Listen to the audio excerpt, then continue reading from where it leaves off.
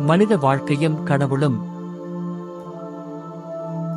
மனிதர் இவ்வுலகில் மகிழ்ச்சியாக வாழ விரும்புகின்றனர். உண்மையான மகிழ்ச்சியை தருபவரும் அதற்கு ஊற்றாக இருப்பவரும் கடவுளே. எனவே கடவுளை அடைவதில்தான் மனிதர் உண்மையான மகிழ்ச்சியை பெற முடியும். கடவுளை நாம் எவ்வாறு அடையலாம்? கடவுளை அறிந்து அவரை அன்பு செய்து அவருடைய பிள்ளைகளாகிய எல்லா மனிதரையும் அன்பு செய்து வாழ்ந்தால் நாம் கடவுளை அடையலாம். கடவுளை நாம் எவ்வாறு அறிந்து கொள்ள முடியும்? கடவுள் தாம் படைத்த பொருள்கள் வழியாக தம்மை வெளிப்படுத்துகிறார். அவற்றை பார்த்து படைத்தவரை நாம் அறிந்து கொள்ள முடியும். சிறப்பாக இறை வழிபாடு வழியாகவும் அவரை அறிந்து கொள்ளலாம். கடவுளை நாம் ஏன் அன்பு செய்ய வேண்டும்? கடவுள் நம்மை படைத்து காத்து வரும் தந்தை, நாம் அவருடைய பிள்ளைகள். ஆகவே நாம் அவரை அன்பு செய்ய வேண்டும். கடவுளை நாம் எவ்வாறு அன்பு செய்ய வேண்டும்? கடவுளின் விருப்பப்படி வாழ்வதன் வழியாக நாம் அவரை அன்பு செய்ய முடியும். கடவுள் நம்மிடம் விரும்புவது என்ன? தாம் அளித்த கட்டளைகளுக்கும் நம் மனச்சான்றுக்கும் ஏற்ப நாம் வாழ வேண்டும் என கடவுள் விரும்புகிறார். எல்லா மனிதரையும் நாம் ஏன் அன்பு செய்ய வேண்டும்? நாம் அனைவரும் கடவுளின் பிள்ளைகள். இதனால் நாம் அனைவரும் சகோதரர் சகோதரிகள். ஆகவே நாம் எல்லா மனிதரையும் அன்பு செய்ய வேண்டும். நாம் மற்றவர்களை எவ்வாறு அன்பு செய்ய வேண்டும்? நம் ஆண்டவர் இயேசு கிறிஸ்து நம்மை அன்பு செய்தது போல நாமும் மற்றவர்களை அன்பு செய்ய வேண்டும். மீட்புக்கு தயாரிப்பு.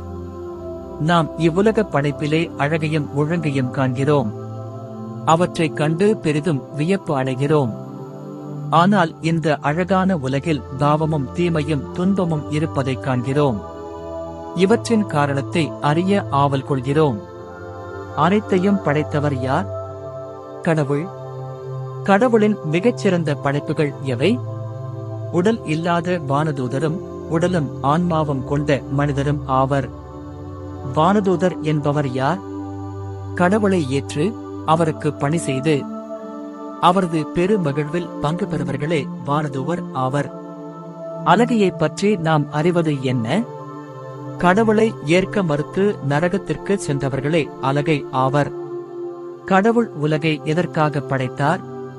கடவுள் தம்முடைய அன்பையும் ஞானத்தையும் வல்லமையையும் வெளிப்படுத்த உலகை படைத்தார். மனிதருக்கு பயன்படும் வகையில் அதனை அமைத்தார். கடவுள் மனிதரை எவ்வாறு படைத்தார்? கடவுள் மனிதரை தம் உருவிலும் சாயலிலும் படைத்தார். கடவுள் மனிதரை எதற்காக படைத்தார்? தம்மை அறிந்து அன்பு செய்து தமக்கு பணி புரிந்து தம்முடைய பெரு மகிழ்வில் பங்கு கொள்ள கடவுள் மனிதரை படைத்தார். பெரு மகிழ்வில் பங்கு கொள்ள கடவுள் மனிதருக்கு அளித்த கொடை என்ன?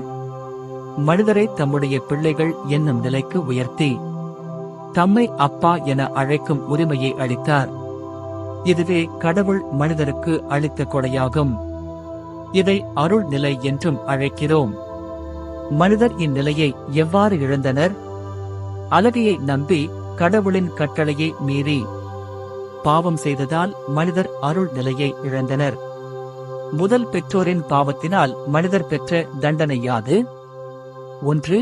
கடவுளின் பிள்ளைகள் என்ற நிலையை இழந்தனர். 2. கடவுள் கொடுத்து அருள் நிலையை இழந்தனர். 3.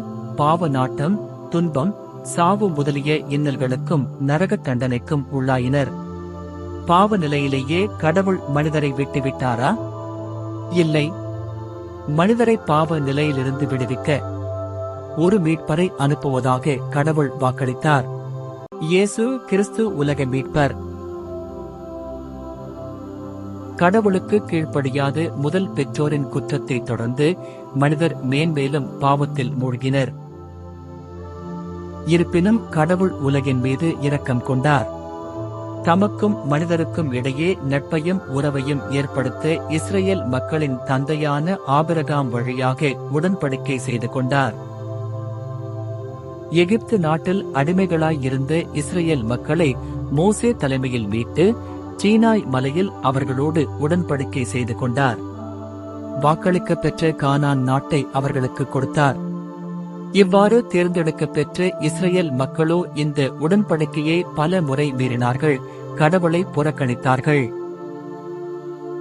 எனினும் கடவுள் அவர்களை புறக்கணிக்கவில்லை, மாறாக இறைவாக்கினர்களை அனுப்பி மீட்பரின் வருகையை அவர்களுக்கு எடுத்துரைத்தார். எனவே இஸ்ரேல் மக்கள் மற்றும் உலக மக்கள் அனைவருமே மீட்பராகிய இயேசுவின் வருகையை எதிர்நோக்கியிருந்தார்கள். கடவுள் வாக்களித்த மீட்பர் யார்? இயேசு கிறிஸ்து.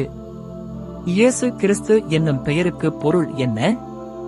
இயேசு என்பதற்கு மீட்பர் என்றும் கிறிஸ்து என்பதற்கு அருள் பொழிவு பெற்றவர் என்றும் பொருள் ஆகும். இயேசு எந்த நாட்டில் பிறந்தார்?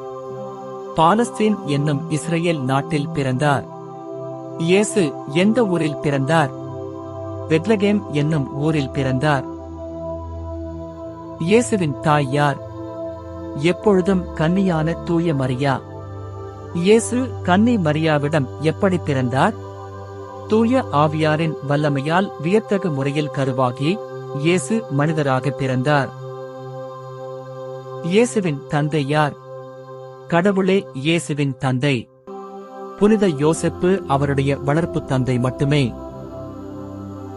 இயேசுவின் குழந்தை பருவம் பற்றி நாம் அறிவது என்ன? 1. இயேசு பிறந்த 40ஆம் நாள் கோவிலில் அர்ப்பணிக்கப்பட்டார். 2. நாசரேத்தில் வளர்ந்து வந்தார். 3. தம் தாய் தந்தையருக்கு கீழ்ப்படிந்து வாழ்ந்தார். 4. தம் 12ஆம் வயதில் போதகர் நடுவில் கற்பித்தார். 5. ஞானத்திலும் உடல் வளர்ச்சியிலும் மிகுந்து கடவுளுக்கும் மனிதருக்கும் உகந்தவராய் வாழ்ந்து வந்தார். இயேசு திருமுழுக்கு பெற்றாரா? ஆம். தமது 30ஆம் வயதில் திருமுழுக்கு பெற்றார்.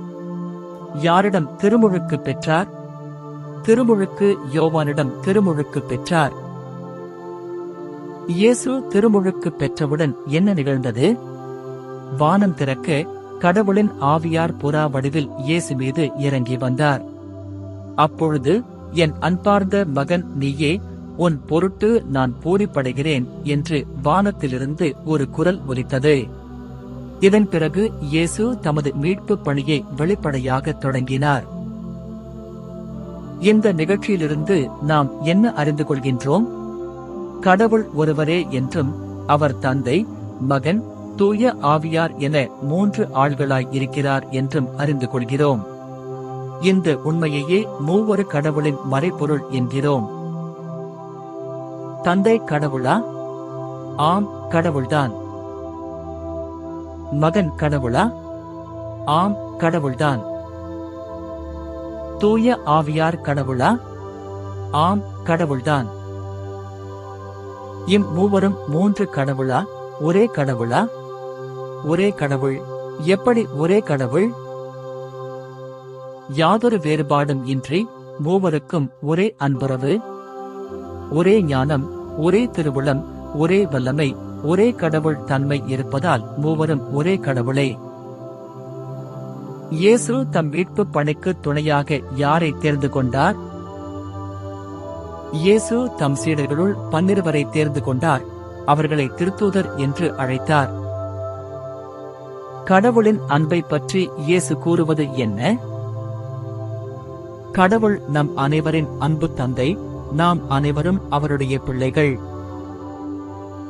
அனைத்திற்கும் மேலாக நாம் கடவுளை அன்பு செய்ய வேண்டும். பிறர் அன்பை பற்றி இயேசு கூறுவது என்ன? இயேசு நம்மை அன்பு செய்வது போல நாமும் ஒருவரை ஒருவர் அன்பு செய்ய வேண்டும். பகைவரையும் நாம் அன்பு செய்ய வேண்டும். இயேசு நம்மை மன்னிப்பது போல நாமும் பிறரை மன்னித்து வாழ வேண்டும். தாம் கடவுளின் மகன் என்பதை இயேசு எவ்வாறு வெளிப்படுத்தினார்? தம் அரும் அடையாளங்களாலும் போதனையாலும் பாவிகளை மன்னித்ததாலும் சிலுவைச் சாவையே ஏற்றதாலும் தாம் கடவுளின் மகன் என்பதை இயேசு வெளிப்படுத்தினார். இயேசு செய்த முக்கியமான அரும் அடையாளங்கள் யாவை?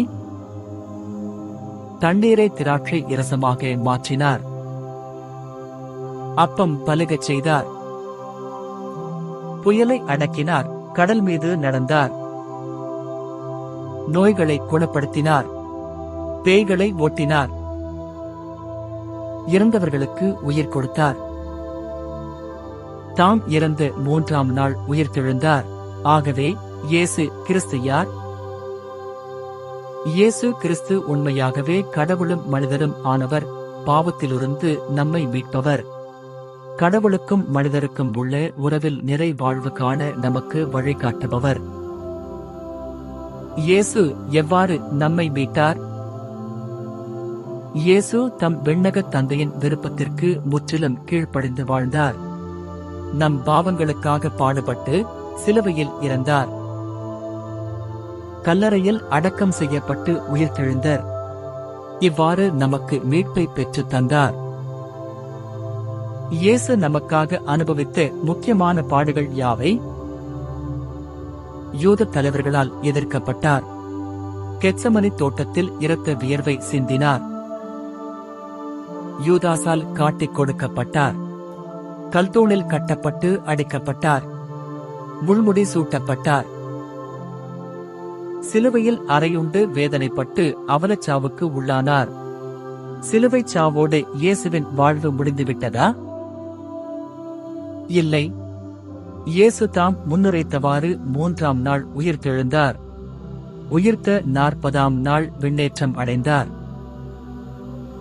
உலக முடிவு வரை எந்நாளும் நம்முடன் இருக்கிறார். உயிர்த்த இயேசு விண்ணேற்றம் அடையும் வரை என்ன செய்தார்? உயிர்த்த இயேசு தம் சீடர்களுக்கு பல முறை தோன்றி அவர்களை நம்பிக்கையில் உறுதிப்படுத்தி வந்தார். இயேசு கிறிஸ்துவின் பாஸ்கா என்றால் என்ன? இயேசு பாடுபட்டு இறந்து உயிர்த்ததையே இயேசு கிறிஸ்துவின் பாஸ்கா என்கிறோம். கிறிஸ்தவருடைய பாஸ்கா என்பது என்ன? இயேசு கிறிஸ்து உயிர்த்தெழுந்து தந்தையிடம் சென்றது போல நாமும் பாவத்தை விட்டெழுந்து அருள் வாழ்வுக்கு கடந்து செல்ல வேண்டும். இதுவே கிறிஸ்தவருடைய பாஸ்கா. இயேசு கிறிஸ்து விண்ணகம் சென்று 10ஆம் நாள் யாரை அனுப்பினார்? தூய ஆவியாரை அனுப்பினார். இயேசு கிறிஸ்து இப்பொழுது எங்கே இருக்கிறார்? இறை தந்தையுடன் ஒன்றுபட்டு இயேசு கிறிஸ்து உலகம் எங்கும் இருக்கிறார். அருள் சாதன முறையில் சிறப்பாக நற்கருணையில் இருக்கிறார். தூய ஆவியார் தாம் இவ்வுலகில் ஆற்றி வந்த மீட்பு பணி உலக முடிவு வரை தொடர்ந்து நடைபெற வேண்டும் என்று கிறிஸ்து விரும்பினார். எனவே தமக்கு பின் இப்பணி தொடர்ந்து நடைபெற தூய ஆவியாரை அனுப்புவதாக வாக்களித்தார். அதன்படி தாம் விண்ணகம் சென்ற 10ஆம் நாள் தூய ஆவியாரை அனுப்பினார். தூய ஆவியாரை பெற்றுக்கொண்ட திருத்துதர்கள் அச்சம் இன்றி கிறிஸ்துவின் நற்செய்தியை மக்களுக்கு அறிவித்தனர். அதற்கு செவி கொடுத்து பல ஆயிரக்கணக்கான மக்கள் மனந்திரும்பி திருமுழுக்கு பெற்றார்கள். இவ்வாறு திருச்சபை பிறந்து வளரத் தொடங்கியது. தூய ஆவியார் யார்? தந்தையோடும் மகனோடும் ஒரே கடவுளாக ஒன்றுபட்டு இருக்கும் 3ஆம் ஆள். தூய ஆவியார் திருச்சபையில் எவ்விதம் செயலாற்றுகிறார்? உடலுக்குள் உயிர் இருப்பது போல் தூய ஆவியார் திருச்சபையில் இருந்து அதனை வழிநடத்துகிறார். அதை புனிதப்படுத்தி வளரச் செய்கிறார். நம் ஒவ்வொருவரிடத்திலும் தூய ஆவியார் என்ன செய்கிறார்? தூய ஆவியார் நம்முள் குடிகொண்டு நம்மை புனிதப்படுத்துகிறார். தந்தையோடும் மகனோடும் நம்மை இணைக்கிறார். இறைவனின் பிள்ளைகளுக்கு உரிய அன்புறவுடனும் சுதந்திரத்துடனும் நாம் வாழ நமக்கு ஆற்றல் அளிக்கிறார். தூய ஆவியார் மீது நமக்குள்ள கடமை என்ன? தூய ஆவியாருடைய தூண்டுதல்களுக்கு பணிந்து அவர் மீது அன்பு கொண்டு அவரது வழி நடத்துதலுக்கு ஏற்ப நாம் வாழ வேண்டும். திருச்சபை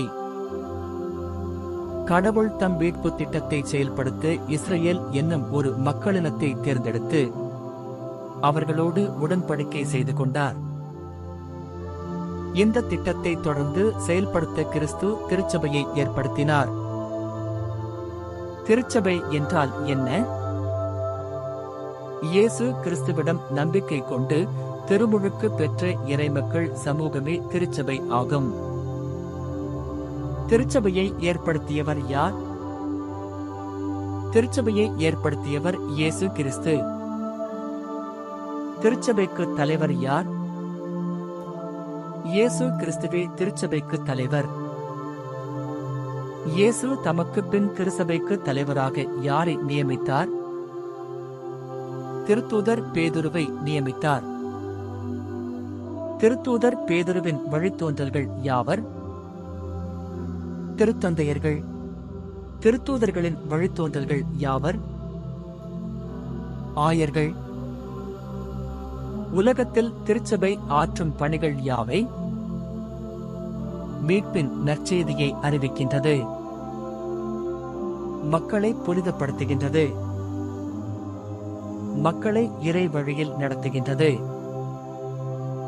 திருச்சபையின் உறுப்பினர் என்னும் முறையில் நமக்குள்ள கடமை என்ன?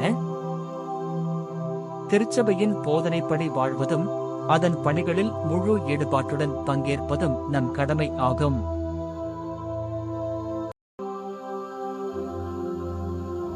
திருவிவிலியம். கடவுள் தம்மையும் தம் மீட்பு திட்டத்தையும் மனிதருக்கு சொல்லாலும் செயலாலும் வெளிப்படுத்திய உண்மைகளையும் நிகழ்த்திய வரலாற்றையும் கொண்ட நூல்களின் தொகுப்பே திருவிவிலியம். இது தூய ஆவியாரின் தூண்டுதலால் எழுதப்பட்டது. திருவிவிலியம் என்றால் என்ன? தூய ஆவியாரின் தூண்டுதலால் எழுதப்பட்ட இறைவார்த்தை அடங்கிய நூல்களின் தொகுப்பே திருவிவிலியம் ஆகும். திருவிவிலியத்தின் இரு பெரும் பிரிவுகள் யாவை?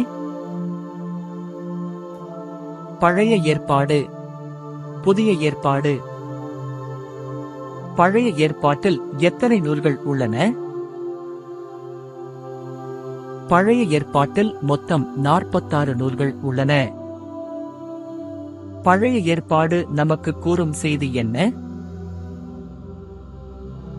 இஸ்ரேல் மக்களுக்கும் அவர்கள் வழியாக உலகம் அனைத்திற்கும் கடவுள் தம்மையும் தம் மீட்பு திட்டத்தையும் வெளிப்படுத்தி கிறிஸ்துவின் வருகைக்காக மானிடரை தயார் செய்த வரலாற்றை பழைய ஏற்பாடு நமக்கு கூறுகிறது. புதிய ஏற்பாட்டில் எத்தனை நூல்கள் உள்ளன? புதிய ஏற்பாட்டில் மொத்தம் 27 நூல்கள் உள்ளன. நற்செய்தி நூல்கள் யாவை? நற்செய்தி நூல்கள் 4. மத்தேயு எழுதிய நற்செய்தி, மார்க்கு எழுதிய நற்செய்தி, லூக்கா எழுதிய நற்செய்தி, யோவான் எழுதிய நற்செய்தி. புதிய ஏற்பாடு நமக்கு கூறும் செய்தி என்ன? கிறிஸ்துவின் வாழ்வு, மீட்பு பணி, தொடக்க திருச்சபையின் வரலாறு, கிறிஸ்தவர்களின் வாழ்க்கை முறை ஆகியவற்றை புதிய ஏற்பாடு நமக்கு கூறுகிறது. திருவருள் சாதனங்கள். மனித வாழ்வியல் ஒவ்வொரு நிலையிலும் கிறிஸ்து நம்மோடு உறவு கொண்டு நம்மை அருள் வாழ்வில் வளரச் செய்கின்றார். தம் பாடுகள், இறப்பு, உயிர்ப்பு ஆகிய பாஸ்கா மறை நிகழ்ச்சியில் நாம் பங்கேற்கச் செய்கின்றார். இவ்வாறு மனித வாழ்வில் முக்கிய கட்டங்களில் கிறிஸ்து ஆற்றும் செயல்களே திருவருள் சாதனங்கள் ஆகும். திருவருள் சாதனம் என்றால் என்ன? அருள் வாழ்வை குறித்து காட்டவும் அதனை வழங்கவும் கிறிஸ்து ஏற்படுத்திய நிலையான அடையாளமே திருவருள் சாதனம் ஆகும். திருவருள் சாதனங்கள் எத்தனை? 7. அவை யாவை?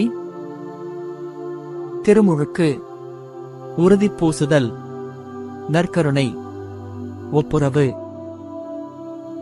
நோயில் பூசுதல், குருத்துவம், திருமணம். திருவருள் சாதனங்கள் வழியாக நாம் என்ன பெறுகிறோம்? திருவருள் சாதனங்கள் வழியாக நாம் அருள் வாழ்வை பெறுகிறோம். திருமுழுக்கு என்றால் என்ன? பிறப்பு நிலை பாவத்தையும் செயல்வழி பாவத்தையும் போக்கி கிறிஸ்துவோடு நம்மை இணைத்து கடவுளின் பிள்ளைகளாகவும் திருச்சபையின் உறுப்பினர்களாகவும் ஆக்குகின்ற அருள் சாதனமே திருமுழுக்கு ஆகும். உறுதி பூசுதல் என்றால் என்ன? தூய ஆவியாராலும் அவருடைய கொடைகளாலும் நம்மை நிரப்பி திருச்சபையின் பணிகளில் கடமை உணர்வோடு ஈடுபட நமக்கு ஆற்றலை தருகிற அருள் சாதனமே உறுதி பூசுதல் ஆகும். தூய ஆவியார் நமக்கு எவ்வாறு உதவுகிறார்? நம்பிக்கையில் நாம் உறுதியாய் நிலைத்திருக்கவும், கடவுள் மேல் நிறைவான அன்பு கொண்டு வாழவும், கிறிஸ்துவுக்கு சாட்சிகளாக விளங்கவும் தம் கொடைகளை வழங்கி நமக்கு உதவுகிறார். தூய ஆவியாரின் கொடைகள் யாவை? ஞானம், மெய்யுணர்வு, அறிவுரை திறன், நுண்மதி, ஆற்றல், இறைப்பற்று, இறை அச்சம். தூய ஆவியார் விளைவிக்கும் கனிகள் யாவை? அன்பு, மகிழ்ச்சி, அமைதி, பொறுமை, பரிவு, நன்னயம், நம்பிக்கை, கனிவு, தன்னடக்கம், பணிவு நயம், தாராள குணம், நிறை கற்பு. நற்கருணை என்றால் என்ன? அப்ப இரச குணங்களுக்குள் இயேசு கிறிஸ்துவின் திருவுடலும் திருரத்தமும் அவருடைய இறை இயல்பும் மனித இயல்பும் அடங்கி இருக்கிற அருள் சாதனமே நற்கருணை ஆகும். இயேசு எப்பொழுது நற்கருணையை ஏற்படுத்தினார்? இயேசு தமது இறுதி இரவு உணவின் போது நற்கருணையை ஏற்படுத்தினார். இயேசு எவ்வாறு நற்கருணையை ஏற்படுத்தினார்? தாம் கையளிக்கப்பட்ட இரவில் இயேசு அப்பத்தை எடுத்து கடவுளுக்கு நன்றி செலுத்தி வாழ்த்துரைத்து அதை பிட்டு தம் சீடருக்கு அளித்துக் கூறியதாவது: அனைவரும் இதை வாங்கி உண்ணுங்கள், ஏனெனில் இது உங்களுக்காக கையளிக்கப்படும் என் உடல். அவ்வண்ணமே உணவு அருந்திய பின் கிண்ணத்தை எடுத்து கடவுளுக்கு நன்றி செலுத்தி வாழ்த்துரைத்து தம் சீடருக்கு அளித்து அவர் கூறியதாவது: அனைவரும் இதை வாங்கி பருகுங்கள், ஏனெனில் இது புதிய நித்திய உடன்படிக்கைக்கான என் இரத்தம். இது பாவம் மன்னிப்புக்கு என்று உங்களுக்காகவும் எல்லோருக்காகவும் சிந்தப்படும். இதை என் நினைவாகச் செய்யுங்கள். இவ்வாறு இயேசு நற்கருணையை ஏற்படுத்தினார். திருப்பலியில் இது எவ்வாறு நிறைவேறுகிறது? திருப்பலியில் அப்பம் கிறிஸ்துவின் திருவுடலாகவும் திராட்சை இரசம் அவருடைய திருரத்தமாகவும் மாறுகின்றன. இயேசு நற்கருணையை ஏன் ஏற்படுத்தினார்? இறைமக்களின் ஆன்ம உணவாகவும் தம்முடைய பாடுகள், இறப்பு, உயிர்ப்பு இவற்றின் நினைவாகவும் தாம் நம்முடன் இருப்பதை உணர்த்தும் அருள் சாதனமாகவும் இயேசு நற்கருணையை ஏற்படுத்தினார். நற்கருணை வாங்குவோர் எந்த நிலையில் இருக்க வேண்டும்? பாவ நிலையில் இல்லாமல் கடவுளோடும் தம் சகோதரர் சகோதரிகளோடும் நல்லுறவில் நிலைத்திருக்க வேண்டும். திருப்பலியில் இரு பெரும் பகுதிகள் யாவை? இறைவாக்கு வழிபாடு, நற்கருணை வழிபாடு. திருப்பலியில் பங்கேற்பது எவ்வாறு? வெறும் பார்வையாளர்கள் போல் இராமல் திருப்பலியில் முழுமையாக பங்கேற்க வேண்டும். இறைவார்த்தையை கவனமுடன் கேட்டு திருச்சடங்குகளில் ஒன்றித்து இறை வேண்டல்களிலும் பாடல்களிலும் ஆர்வமுடன் ஈடுபட வேண்டும். ஒப்புரவு அருள் சாதனம் என்றால் என்ன? திருமுழுக்கு பெற்ற பின் நாம் செய்யும் பாவங்களை எல்லாம் போக்கி நம்மை கடவுளோடும் பிறரோடும் மீண்டும் இணைக்கிற அருள் சாதனமே ஒப்புரவு ஆகும். ஒப்புரவு அருள் சாதனத்தில் பங்கு பெறும் முறை யாது? 1. செய்த பாவங்களை நினைவுக்கு கொண்டு வருதல். 2. அவற்றிற்காக மனம் வருந்துதல்.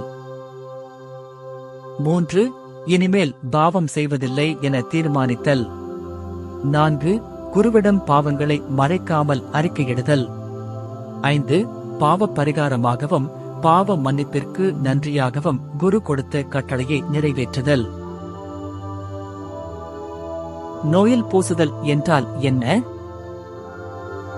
நலம் தரும் மருத்துவராகிய கிறிஸ்துவை சந்திக்க வைத்து நம் பாவங்களையும் அவற்றிற்கு உரிய தண்டனைகளையும் போக்கி நம்மை விண்ணக வாழ்விற்கு தயாரிக்கிற அருள் சாதனமே நோயில் பூசுதல் ஆகும். குருத்துவம் என்றால் என்ன? திருப்பலி மற்றும் திருவருள் சாதனங்களை நிறைவேற்றவும், நற்செய்தி அறிவிக்கவும், இறைமக்களை வழி நடத்தி உருவாக்கவும் உரிமை அளிக்கிற அருள் சாதனமே குருத்துவம் ஆகும். திருமணம் என்றால் என்ன? ஆணையும் பெண்ணையும் கணவன் மனைவியாக இணைத்து அவர்கள் ஒருவர் ஒருவரை இறுதி வரை அன்பு செய்யவும், தம் பிள்ளைகளை கிறிஸ்துவ நெறியில் வளர்க்கவும், இல்ல திருச்சபையை உருவாக்கவும் இறையருளை அளிக்கிற அருள் சாதனமே திருமணம் ஆகும். கிறிஸ்தவரின் அன்றாட வாழ்க்கை. மனித வாழ்வு சிறப்பாக அமைக்கடவுளே சில சட்ட திட்டங்களை நமக்கு வகுத்து தந்துள்ளார். நம் இதயத்தில் பதித்து வைத்துள்ளார். இவற்றை 10 கட்டளைகள் என அழைக்கிறோம். இந்த கட்டளைகளை இயேசுவே கடைபிடித்து நமக்கு முன்மாதிரி காட்டியுள்ளார். மேலும் கிறிஸ்துவின் போதனைகளை செம்மையாக கடைபிடிப்பதற்கு திருச்சபையும் சில வழிமுறைகளை கொடுத்துள்ளது. இவற்றை திருச்சபையின் ஒழுங்குமுறைகள் என்கிறோம். தூய ஆவியாரின் துணை கொண்டு கிறிஸ்துவின் போதனைகளை பின்பற்றுவதே அன்றாட கிறிஸ்துவ வாழ்க்கை ஆகும். உண்மையான கிறிஸ்தவ வாழ்க்கை நடத்துவது எவ்வாறு? நம்பிக்கை, எதிர்நோக்கு, அன்பு ஆகிய கிறிஸ்தவ நற்பண்புகளை கடைபிடித்து வாழ்வதன் வழியாக நாம் உண்மையான கிறிஸ்தவ வாழ்க்கை நடத்துகிறோம். நம்பிக்கை என்றால் என்ன? தம்மை நமக்கு வெளிப்படுத்தும் கடவுளின் திட்டத்தை ஏற்று நம்மை அவரிடம் ஒப்படைப்பதே நம்பிக்கை ஆகும். எதிர்நோக்கு என்றால் என்ன? கடவுளுக்கு நாம் கீழ்ப்படிந்து வாழ்ந்தால் அவர் நம்மை கைவிடாமல் பாதுகாத்து வழிநடத்தி நிலைவாழ்வில் சேர்ப்பார் என்னும் மன உறுதியே எதிர்நோக்கு ஆகும். அன்பு என்றால் என்ன? அனைத்திற்கும் மேலாக கடவுளை அன்பு செய்யவும், தம்மை போல் மற்றவர்களை அன்பு செய்யவும் கடவுள் நமக்கு அளிக்கும் அருளாற்றாலே அன்பு ஆகும். கடவுளுக்கு உகந்த வாழ்க்கை நடத்த அவர் நமக்கு தந்துள்ள கட்டளைகள் யாவை? 10 கட்டளைகள். 1. நாமே உன் கடவுளாகிய ஆண்டவர். எம்மை தவிர வேறு தெய்வங்கள் உனக்கு இருத்தல் ஆகாது. 2. உன் கடவுளாகிய ஆண்டவரின் பெயரை வீணாக பயன்படுத்தாதே. 3. ஓய்வு நாளை தூயதாக கடைபிடிப்பதில் கருத்தாயிரு. 4. உன் தந்தையையும் தாயையும் மதித்து நட. 5. கொலை செய்யாதே. 6. விபச்சாரம் செய்யாதே. 7. களவு செய்யாதே. 8. பிறருக்கு எதிராக பொய்ச் சான்று சொல்லாதே. 9. பிறர் மனைவி மீது ஆசை கொள்ளாதே. 10. பிறருக்கு உரியது எதையும் கவர்ந்திட விரும்பாதே. இந்த 10 கட்டளைகளும் 2 கட்டளைகளில் அடங்கும். முதலாவது, எல்லாவற்றிற்கும் மேலாக கடவுளை அன்பு செய்வது. இரண்டாவது, தன்னை அன்பு செய்வது போல பிறரையும் அன்பு செய்வது. திருச்சபையின் ஒழுங்குமுறைகள் யாவை? திருச்சபையின் ஒழுங்குமுறைகள். 1. ஞாயிற்றுக்கிழமைகளிலும் கடன் திருநாட்களிலும் திருப்பலியில் முழுமையாய் பங்கேற்க வேண்டும். இந்நாள்களின் புனிதத்தை பாதிக்கக்கூடிய செயல்பாடுகளை தவிர்க்க வேண்டும். 2. ஆண்டிற்கு ஒரு முறையாவது தகுந்த தயாரிப்புடன் ஒப்புரவு அருள் சாதனத்தில் பங்கேற்க வேண்டும். 3. பாஸ்கா காலத்தில் ஒப்புரவு அருள் சாதனத்தில் பங்கேற்று நற்கருணை உட்கொள்ள வேண்டும். 4. திருச்சபை குறிப்பிட்டுள்ள நாள்களில் இறைச்சி உண்ணாதிருக்க வேண்டும். நோன்பு நாள்களில் ஒரு வேளை மட்டும் முழு உணவு உண்ணலாம். 5. குறைந்த வயதிலும் திருமண தடை உள்ள உறவினரோடும் திருமணம் செய்யாதிருக்க வேண்டும். 6. திருச்சபையின் தேவைகளை நிறைவேற்ற நம்மால் முடிந்த உதவி செய்ய வேண்டும். கடவுளுடைய கட்டளைகளையும் திருச்சபையின் ஒழுங்குமுறைகளையும் நாம் மீறினால் என்ன நேரும்? கடவுளோடும் திருச்சபையோடும் சமுதாயத்தோடும் நாம் கொண்டுள்ள நல்லுறவு பாதிக்கப்படும். இதையே பாவம் என்கிறோம். எத்தனை வகை பாவங்கள் உள்ளன? பிறப்பு நிலை பாவம், செயல்வழி பாவம் என 2 வகை பாவங்கள் உள்ளன. பிறப்பு நிலை பாவம் என்றால் என்ன? முதல் பெற்றோரின் கீழ்ப்படியாமையால் உண்டாகி நம்மோடு பிறக்கிற பாவம். செயல்வழி பாவம் என்றால் என்ன? நன்மை தீமை அறிந்த நிலையில் ஒருவர் முழு மனத்துடன் செய்யும் பாவம். செயல்வழி பாவம் எத்தனை வகைப்படும்? சாவான பாவம், அற்ப பாவம் என 2 வகைப்படும். சாவான பாவம் என்றால் என்ன? கடவுளுடைய கட்டளையை முழு அறிவுடனும் முழு விருப்பத்துடனும் மீறி பெரியதொரு தீங்கை செய்து அவரது அன்பை முறித்துக் கொள்ளுவது சாவான பாவம். அற்ப பாவம் என்றால் என்ன? முழுமையான அறிவோ விருப்பமோ இன்றி கடவுளுடைய அன்புக்கு எதிராக செயல்படுவது அற்ப பாவம். இப்பாவத்தை தொடர்ந்து செய்யும் போது அது சாவான பாவத்திற்கு வழிவகுக்கிறது. தலையான பாவங்கள் எத்தனை? 7. அவை யாவை? தற்பெருமை, சீற்றம், காமவெறி, பேராசை, பெருந்தினி விரும்பல், பொறாமை, சோம்பல். தலையான பாவங்களுக்கு எதிரான நற்பண்புகள் யாவை? தாட்சி, பொறுமை, கற்பு, தாராள குணம், அளவோடு உண்ணல், பிறரன்பு, சுறுசுறுப்பு. அருள் வாழ்வு சார்ந்து 3 நற்பண்புகள் யாவை? நம்பிக்கை, எதிர்நோக்கு, அன்பு.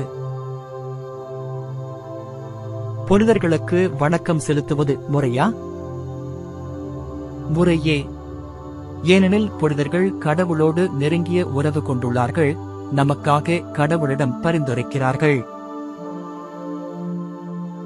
புனிதர் வணக்கம் சிலை வழிபாடு ஆகுமா? ஆகாது. கடவுளுக்கு மட்டுமே நாம் வழிபாடு செய்கிறோம். புனிதர்களுக்கு நாம் செலுத்துவது வணக்கம் மட்டுமே. ஜிடி, நாம் கடவுளோடு கொண்டுள்ள நட்புறவை வளர்க்க துணை புரிபவை யாவை? 1. இறைவேண்டல், 2. இறைவார்த்தை, 3. திருவருள் சாதனங்கள். இறைவேண்டல் என்றால் என்ன? கடவுளோடு அன்புடன் உரையாடுவதே இறைவேண்டல். அதாவது பிள்ளைகள் தங்கள் தந்தையிடம் நம்பிக்கையுடன் பேசுவது இறைவேண்டல் ஆகும். இயேசு கற்றுத் தந்த இறைவேண்டல் என்ன? விண்ணுலகில் இருக்கிற எங்கள் தந்தையே, உமது பெயர் தூயது என போற்றப் பெறுக. உமது ஆட்சி வருக. உமது திருவுளம் விண்ணுலகில் நிறைவேறுவது போல மண்ணுலகிலும் நிறைவேறுக. எங்கள் அன்றாட உணவை இன்று எங்களுக்கு தாரும்.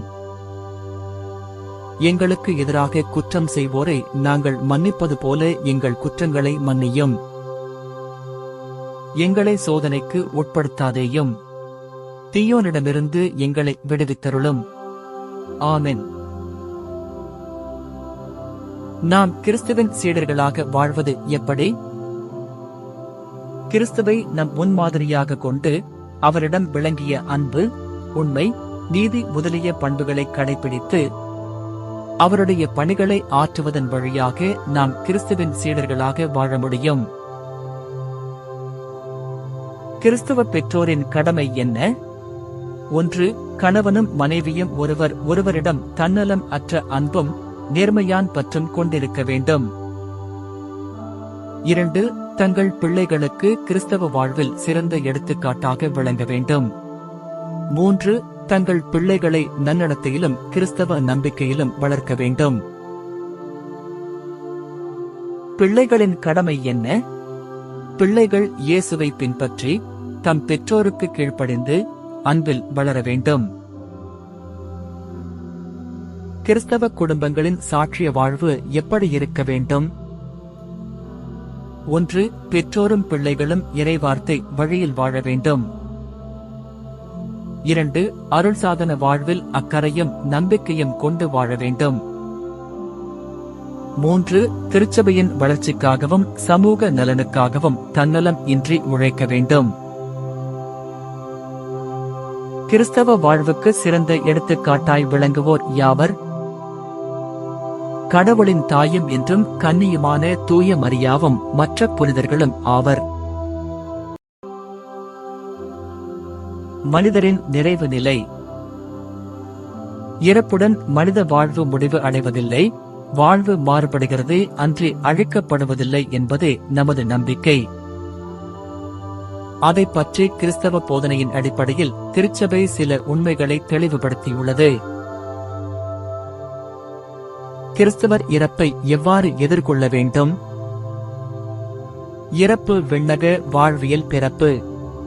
ஆகவே இறப்பின் மீது வெற்றி கொண்ட நம் மீட்பராகிய கிறிஸ்துவை முழுமையாக சந்திக்கும் வேளை என்னும் மனநிலையோடு கிறிஸ்தவர் இறப்பை எதிர்கொள்ள வேண்டும். இறப்புக்கு பின் என்ன நடக்கும்? தனித்தீர்ப்பு நடக்கும். தனித்தீர்ப்பு என்றால் என்ன? ஒவ்வொருவரும் அவரவர் செய்த நன்மை தீமைக்கு ஏற்ப தீர்ப்பிடப்படுவதையே தனித்தீர்ப்பு என்கிறோம். தனித்தீர்ப்புக்கு பின் என்ன நடக்கும்? 1. எவ்வித பாவமும் இல்லாதவர்கள் விண்ணகம் செல்வார்கள். 2. சாவான பாவம் உள்ளவர்கள் நரகத்திற்கு செல்வார்கள். 3. அற்ப பாவம் உள்ளவர்கள் தூய்மை பெறும் நிலைக்கு செல்வார்கள். நல்லவர்கள் விண்ணகத்தில் அடையும் பேறு என்ன? கடவுளை நேருக்கு நேராக கண்டு முடிவில்லா பெருமகிழ்வில் கிடைத்து அவரோடு என்றென்றும் வாழ்வார்கள். பாவிகள் நரகத்தில் படுகின்ற வேதனை என்ன? கடவுளை ஒரு பொழுதும் காணாமல் அவரை பிரிந்து அலகையோடு முடிவில்லா துன்பத்திற்கு உள்ளாவார்கள். தூய்மை பெறும் நிலையில் இருப்பவர்களுக்கு என்ன நடக்கும்? அவர்கள் தங்கள் பாவங்களுக்கு உரிய வேதனைப்பட்டு தூய்மை அடைவார்கள். முற்றிலும் தூய்மை அடைந்த பிறகு விண்ணகம் செல்வார்கள். உலக முடிவில் என்ன நடக்கும்?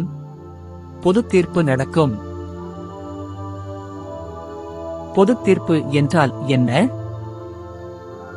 1. உலக முடிவில் இயேசு கிறிஸ்து மாட்சியோடு மீண்டும் வருவார். 2. இறந்தோர் எல்லாரும் உடலோடும் ஆன்மாவோடும் உயிர்ப்பிக்கப் பெறுவர். 3. இவர்கள் உயிருடன் உள்ளவர்களோடு தீர்ப்புக்கு வருவர். பொது தீர்ப்புக்கு பின் நடப்பது என்ன? நல்லவர்கள் நிலை வாழ்வையும் பாவிகள் நிலையான தண்டனையும் பெறுவார்கள். அன்னை மரியா அளவில்லா கருணையும் ஞானமும் உள்ள கடவுள் உலகை மீட்க ஆவல் கொண்டு தம் மகனை உலகிற்கு அனுப்பினார். இந்த மகன் மானிடரான நமக்காகவும் நம் மீட்புக்காகவும் வானகமிருந்து இறங்கினார். தூய ஆவியாரால் கன்னி மரியாவிடம் மனிதரானார். நம்பிக்கை கொண்டோர் நம் கடவுளும் ஆண்டவருமான இயேசு கிறிஸ்துவின் தாயும் எப்பொழுதும் கன்னியுமான மாட்சிமிகு மரியாவுக்கு சிறப்பான வணக்கம் செலுத்துகின்றனர். அன்னை மரியாவை பற்றிய மறை உண்மைகள் யாவை? 1. தூய மரியா கடவுளின் தாய். 2. அவர் எப்பொழுதும் கன்னி. 3. அவர் அமல உற்பவி. 4. அவர் உடலோடும் ஆன்மாவோடும் விண்ணேற்பு அடைந்தவர். செபமாலையின் மறை உண்மைகள் யாவை? 1. மகிழ்வின் மறை உண்மைகள். 2. ஒளியின் மறை உண்மைகள். 3. துயரின் மறை உண்மைகள். 4. மாட்சியின் மறை உண்மைகள். மகிழ்வின் மறை உண்மைகள் யாவை? 1. கபிரியேல் தூதர் கன்னி மரியாவுக்கு தூது உரைத்தது. 2. இறை அன்னை எலிசபெத்தை சந்தித்தது. 3. இயேசு பெத்லகேமில் பிறந்தது. 4. இயேசு கோவிலில் காணிக்கையாக ஒப்புக் கொடுக்கப்பட்டது. 5 காணாமல் போன இயேசுவை கோவிலில் கண்டடைந்தது. ஒளியின் மறை உண்மைகள் யாவை? 1 இயேசு யோர்தான் ஆற்றில் திருமுழுக்கு பெற்றது.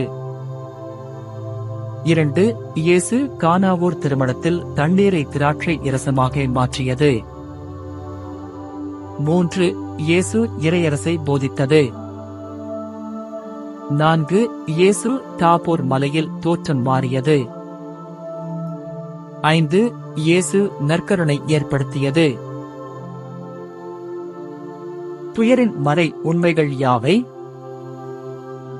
1 இயேசு இரத்த வியர்வை சிந்தியது. 2 இயேசு கல்தோளில் கட்டுண்டு அடிபட்டது. 3 இயேசு முள்முடி சூட்டப்பட்டது. 4 இயேசு கல்வாரி மலைக்கு சிலுவை சுமந்து சென்றது. 5 இயேசு சிலுவையில் அறையப்பட்டு தம் ஆவியை துறந்தது. மாட்சியின் மறை உண்மைகள் யாவை? 1 இயேசு இறந்த 3ஆம் நாள் உயிர்த்தெழுந்தது. 2 இயேசு விண்ணகம் சென்றது. 3 அன்னை மரியா மீதும் திருத்துதர்கள் மீதும் தூய ஆவியார் எழுந்தருளி வந்தது.